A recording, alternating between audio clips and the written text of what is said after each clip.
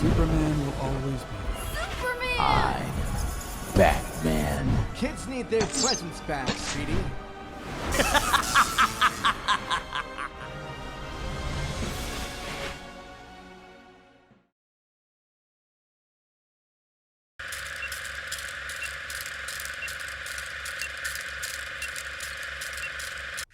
Welcome back to the Vesper Effect with me, Vesper Fairchild. And today we have a very special guest with us.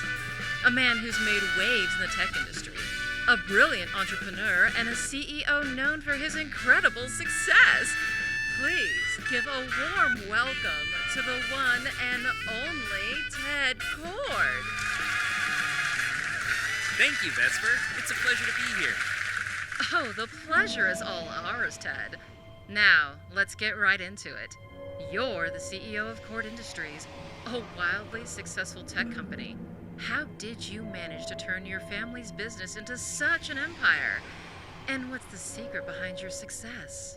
Well, Vesper, it's been quite a journey. The secret, I believe, is a combination of passion, dedication, and surrounding myself with an amazing team. That's great. Maybe your business rivals should start taking notes. Rivals like Lex Luthor, for example. Oh, speaking of Luthor, he has shifted gears and ventured into the world of politics. Some people are wondering if there's a connection between your rivalry and his decision. Do you think he couldn't compete with you in the business world, so he turned to politics instead?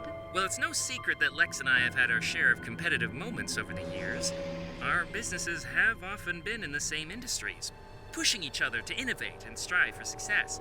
But as for his entry into politics, I can't speak for his motivations. I can't believe this! What? I think I handled it pretty well. I thought you were finally going to talk about the important work we do here at Cord Industries, about our groundbreaking inventions and advancements, but instead, all they asked you about was silly gossip and rumors. Look, Vicky, it's not like I wanted to talk about Luthor. She kept steering the conversation in that direction, and I didn't want to be rude. Rude. Ted, it's rude not to talk about the work that we and our team pour our hearts and souls into every day. Cord Industries isn't just some tabloid fodder. It's a symbol of innovation and progress. You're right, Vicky. I should have done a better job redirecting the interview, but I was caught off guard. I promise, the next time I'm in a situation like this, I'll focus on our achievements and the impact we're making. Are you sure? Because sometimes it feels like you don't care about this company as much as you should. What's that supposed to mean? You put all of your time and effort into trying to figure out that stupid artifact that Dan Garrett gave you. And don't get me started on Blue Beetle. Hey, the Blue Beetle is a way for me to save lives. Is that not important enough for you? It's an excuse for you to make fancy toys and pretend to be Batman? It's ridiculous! This company has been in our family for 4 generations, Ted. There's a certain level of responsibility that comes with that. And if you can't see that, then maybe you're not the right Cord for the job.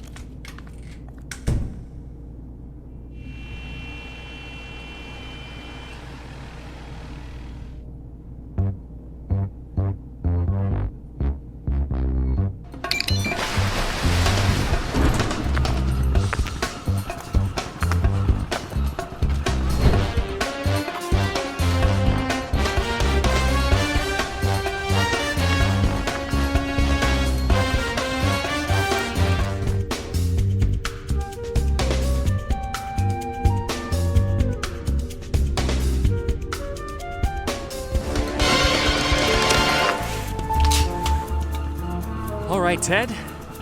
Time to do what you do best. Hey! Who the hell are you? Someone who's about to shut down your little operation. You got some guts showing up like this. You must be stupid or crazy. Maybe a bit of both.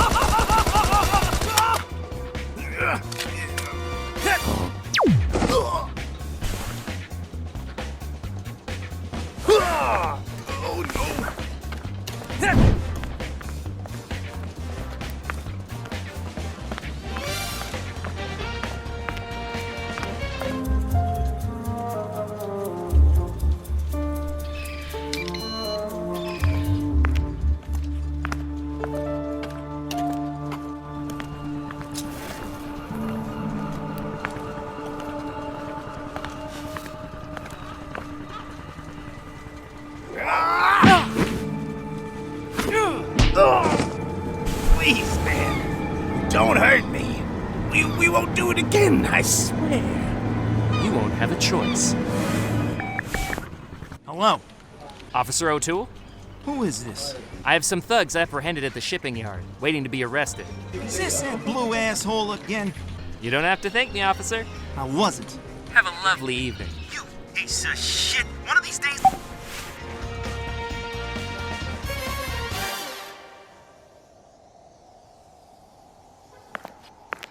Rough night? Somehow I knew you'd show up. I go where I'm needed. Well, your instincts are correct, as per usual. What's the problem? Honestly, I don't know. Lately, it's felt like my personal life and my time as a hero have been contradicting each other. Like I can't do one without affecting the other, especially today. I may not be the best person to give advice about this, I know. You're all work and no play. I get it. but I'm going to give advice to you whether you like it or not. And that's what I appreciate about you, pal. The problem's in your personal life. Is it anything specific? Running my company mostly.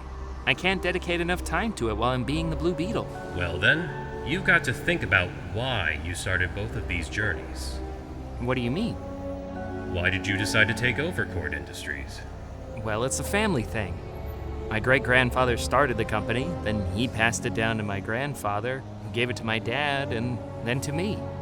So I guess it was about lineage, about responsibility. And why did you decide to become the Blue Beetle? For years, I studied under Dan Garrett, a brilliant archaeologist.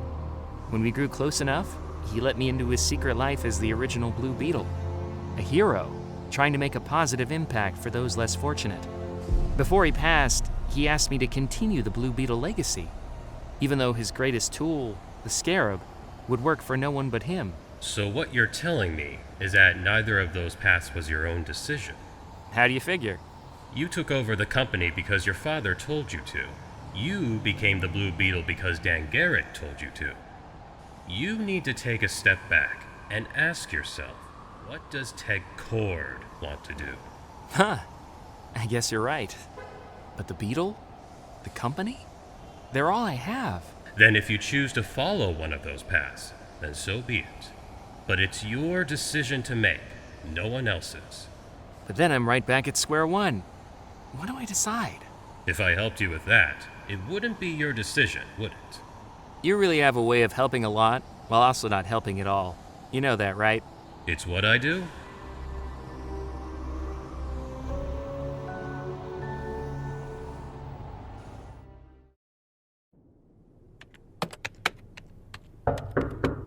I'm busy. Too busy for your big brother? Come in. This had better be good. I've got a lot of work to do. Well, I'll cut right to the chase then. I've been thinking a lot about what you said yesterday. Ted, I wasn't trying to upset you or anything. I know, but you were right. What? I haven't been giving my job as much attention as it deserves. You were right about that. I'm glad we can agree. This company deserves a CEO who can dedicate themselves to it completely and is willing to fight for it, no matter what. Wait, does this mean you're giving up Blue Beetle? No, not at all. So this conversation is just a waste of time. Vicky, what I'm trying to say is, I want you to be the new CEO. What? Like I said, this company deserves a CEO who is willing to fight for it, no matter what. That's you, Vicky. That's always been you. I can't believe it. You deserve it. Oh, I don't think you've hugged me since we were kids. I'm sorry. That was unprofessional. Vicky, you're my sister. Who cares if it's professional or not? Wait, so does this mean you're going to be Blue Beetle full-time? Well, I'd still be more than happy to stick around Cord Industries. In fact, I was thinking of taking your job since you're taking mine. It would allow me to spend more time as Blue Beetle while continuing to help out around here. Of course, but you could have gone all in on one or the other. Why'd you choose both? Blue Beetle and Cord Industries make up who I am. They're my greatest responsibilities, and they both allow me to help people. Whether it's boots on the ground as a vigilante or creating life-saving technology, this is the life I've chosen to live, and I plan on living it to the fullest.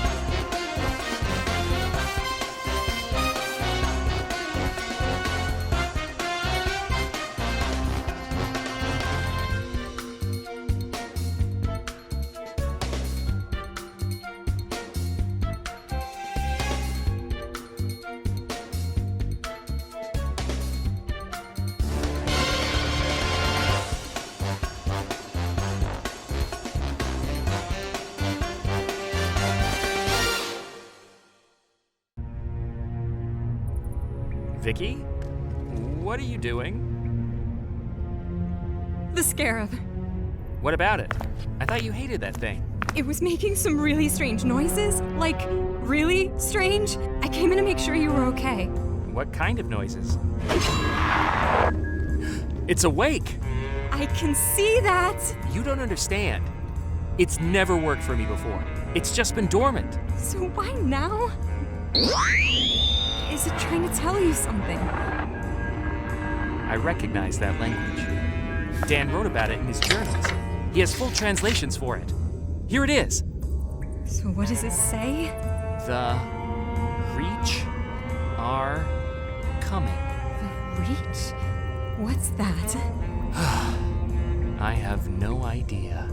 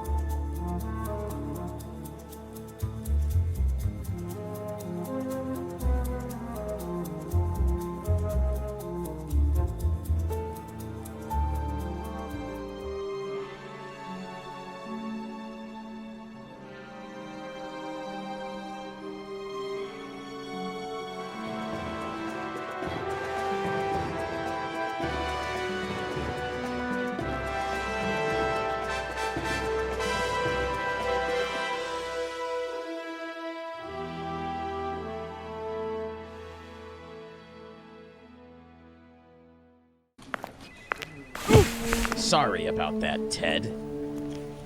He's the one. Agreed.